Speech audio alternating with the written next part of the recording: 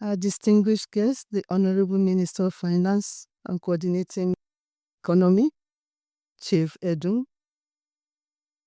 May I stand on the existing protocol as laid by our moderator and said all was duly observed. Distinguished ladies and gentlemen, it is my honor and privilege to welcome you all to this second edition of our policy dialogue, Local Governance Reforms, a year after the Supreme Court's ruling. Thank you for making the time on such a wet day to be here, whether physically or virtually, as we engage in what is a deeply important conversation for Nigeria's democratic future.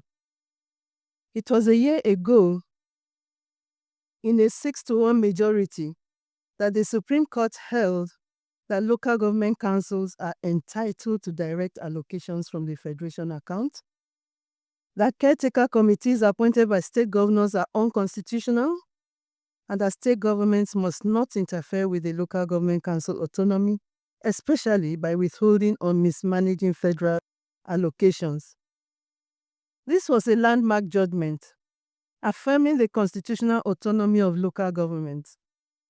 The ruling was not merely a legal milestone, it was a constitutional reaffirmation of the principle that local governance must be closer to the people, more transparent, and more accountable. In our usual way, Agora Policy immediately swung into action. We published an Agora Policy note titled Beyond Financial Autonomy, the imperative of moving from local government to local governance in Nigeria. Just a few different letters in the words government and governance, and it changes so much the whole idea of what we need to have.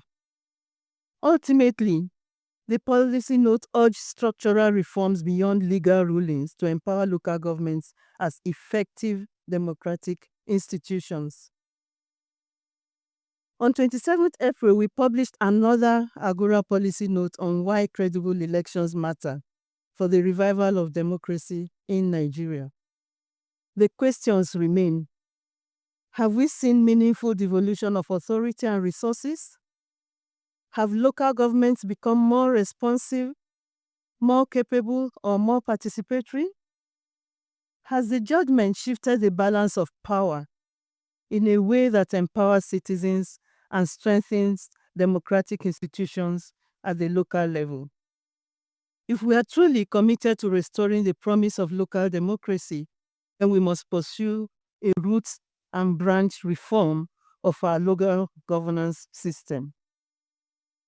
Our goal is to provide a platform for frank dialogue, policy learning, and cross-sector collaboration. We are particularly eager to hear from a cross-section of the society, state actors, local government officials, traditional institutions, women leaders, youth groups, and development partners.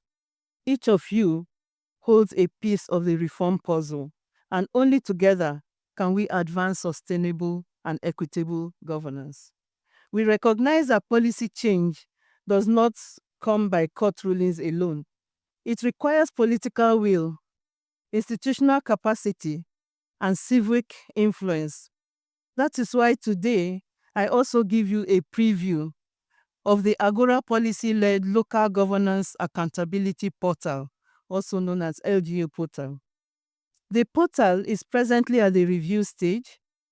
It will house a searchable database of the FAC allocations from 1999 to date, the profiles of the 774 local government areas, and the elected local government officials. This will be a powerful tool for capability for a genuine local governance systems development. As a forward-thinking, non-partisan, solution-driven, patriotic Nigerian think tank, Agora Policy is a policy compass for the uncertain times, convening and being a platform for evidence-based policy research and purposeful dialogues and capacity building.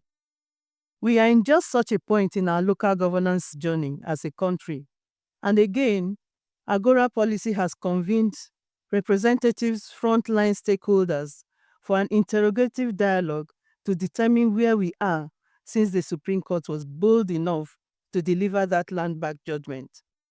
I conclude my welcome by reminding us that the road to meaningful decentralization is long and often contested, but it is one we must travel to build a Nigeria in which citizens feel the impact of governance and where they are in any part of Nigeria. This dialogue is part of that journey.